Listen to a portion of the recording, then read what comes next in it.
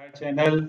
Let's तो सबसे पहले हम जानेंगे what is data, because we are क्योंकि हम सीखने जा रहे हैं data types in C. So data किसे कहते हैं? जो कुछ भी हम डाटा लिखते में या वेरिएबलों में डाटा स्टोर करते हैं, जो भी डाटा हम डाटा सीख रहे हैं, व्हाट इज डाटा? डाटा क्या है? जो कुछ भी लिखा जाता है, चाहे लेटर्स लिखे जाते हैं, चाहे नंबर्स लिखे जाते हैं, चाहे सिंबल लिखे जाते हैं, चाहे कोई फिगर्स लिखी जाती हैं या कोई पिक्टोरियल टाइप का डाटा है, वो सारा डाटा ही कहलाता है। सो डाटा अलग अलग टाइप में हो सकता है, अलग अलग फॉर्म्स में हो सकता है, अलग अलग दिखने में हो सकता है, कैरेक्टर में, नंबर्स में, पिक्चर्स में, पॉइंट्स वाला डाटा, फ्लोटिंग टाइप डाटा जिसे कहते हैं। तो डाटा अलग अलग फॉर्म में मिलता है। तो आज हम कैरेक्टर डाटा टाइप, कैर डाटा टाइप पे डिस्कस करेंगे, जो कि कैरेक्टर वेरिएबल को स्टोर करने के लिए इस्तेमाल की जाती है। Char data type is used to declare character data variables. Character type के डाटा को डिक्लेयर करने के लिए कैर कीवर्ड यूज किया जाता है। अब सीखते हैं सबसे पहले कि सिंगल कैरेक्टर सी में कैसे रिप्रेजेंट किया जाता है।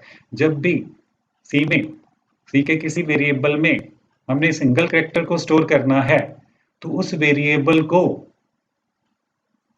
हमने इस तरीके से डिक्लेयर करना है, CHAR वेरिएबल नेम सेमीकोलन। जो भी नाम आपने रखना है, हमने दो वेरिएबल्स लिए हैं, एक चॉइस कॉमा जेंडर। अगर एक से ज्यादा वेरिएबल्स हमने लेने हैं तो कॉमा के साथ अलग करके लिखने हैं। EX नहीं लिखना है, EX तो जस्ट एग्जांपल है, ये ध्यान में रहे। ओके,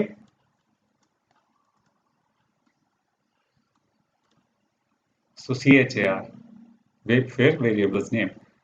और जब भी CHAR चॉइस वेरिएबल का नाम को पता चलता है कि ये एक ऐसा वेरिएबल है जिसमें एक कैरेक्टर ही स्टोर किया जाएगा, और ये वेरिएबल मेमोरी में 1 बाइट की जगह घेर लेगा। एक कैरेक्टर का मीन है 1 बाइट्स, 2 कैरेक्टर्स का मतलब 2 बाइट्स। बट ये वेरिएबल तो एक कैरेक्टर ही स्टोर करेगा, इसलिए ये मेमोरी में एक कैरेक्टर की जगह ही लेगा। सो मेमोरी रिक्वायरमेंट इसे कहते हैं। अब हम सीखते हैं इसका प्रोग्राम कैसे।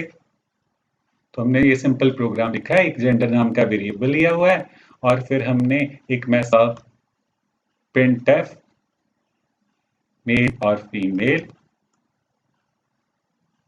सिंपल मैसेज लिखा आएगा। दूसरा फिर से हमने मैसेज दिया, आयु मेल और फीमेल, क्या आप मेल और फीमेल हो? ये मैसेज दूसरा लिखा आएगा। इस मैसेज को जो भी पढ़ेगा फिर वो लिखेगा, M और F लिखेगा, M या F लिखेगा। हाँ, फिर देन स्कैनफ कमांड क्या करेगी? स्कैनफ कमांड क्या करेगी, वो जो भी लिखने वाले ने एक कैरेक्टर लिखा उसको रीड करके जेंडर वेरिएबल में स्टोर कर देगी। ओके, और printf कमांड ये यूर जेंडर इज स्क्रीन पे मैं सिंपल मैसेज लिख देगी, और फिर जो भरने वाले ने जो डाटा वेरिएबल में रखा हुआ डाटा प्रिंट करना चाहते हैं, ओके, तो %C इस्तेमाल करते हैं। %C स्कैनफ में भी और printf में भी। %C फॉर्मेट स्पेसिफायर कहलाता है। तो स्कैनफ कमांड क्या करती है, जो यूजर आएगी सिर्फ एक करेक्टर %C का मतलब printf क्या करेगी, उसको प्रिंट कर देगी स्क्रीन पे जो जेंडर में हमने डाटा स्टोर किया है।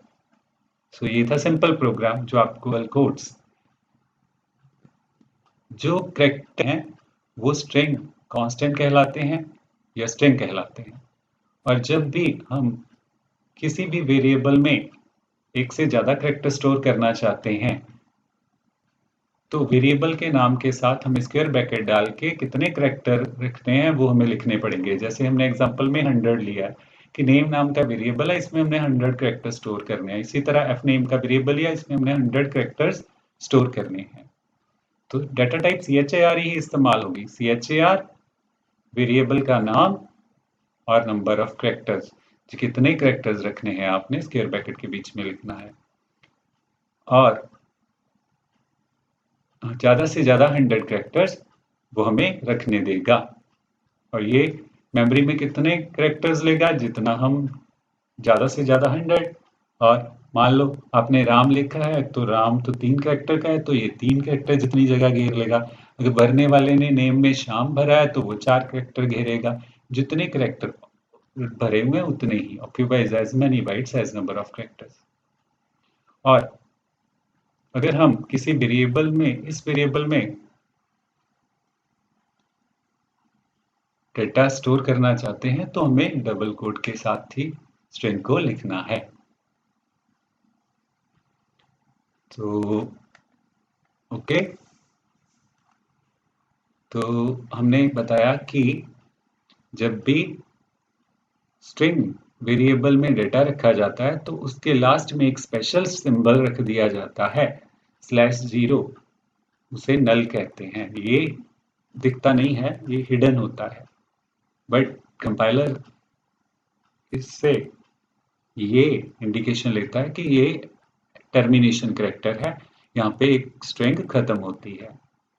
तो सिंपली याद रखना है कि एक स्ट्रिंग हमेशा /0 के साथ एंड की जाती है, जिसे हम नल या /0 से रिप्रेजेंट करते हैं। सिंगल कैरेक्टर को हमें भी हम डबल कोट में लिख सकते हैं। अगर हम सिंगल कैरेक्टर को डबल कोट में लिखेंगे तो वो स्ट्रिंग कहलाएगी। अगर सिंगल लेटर को हम सिंगल कोट में लिखेंगे, जैसे हमने पहले देखा सिंगल कैरेक्टर में ये कैरेक्टर कांस्टेंट है, और अगर इसको डबल कोट में लिख दिया तो वो स्ट्रिंग कांस्टेंट कहलाता है, स्ट्रिंग कहलाता है। ओके, तो हमने सीखा है डेटा टाइप्स पे। सबसे पहली data type character data type और उसके programs. Total 5 fundamental data types हैं, बेसिक डेटा टाइप्स 5 हैं। First character, char keyword use होता है इसके लिए, ये हमने सीखा। दूसरी डेटा टाइप इंटीजर, तीसरी फ्लोट, फोर्थ डबल और फिफ्थ वॉइड डेटा टाइप है। ये फंडामेंटल डेटा टाइप्स हैं, एक एक करके हम सीखेंगे ये आप, और उसके बेस प्रोग्राम सीखेंगे। So I stop this session, please subscribe our channel. अगर आपको कोई भी डाउट हो तो प्लीज लिखिए, आपके डाउट क्लियर करने की पूरी कोशिश की जाएगी। So have a nice time, enjoy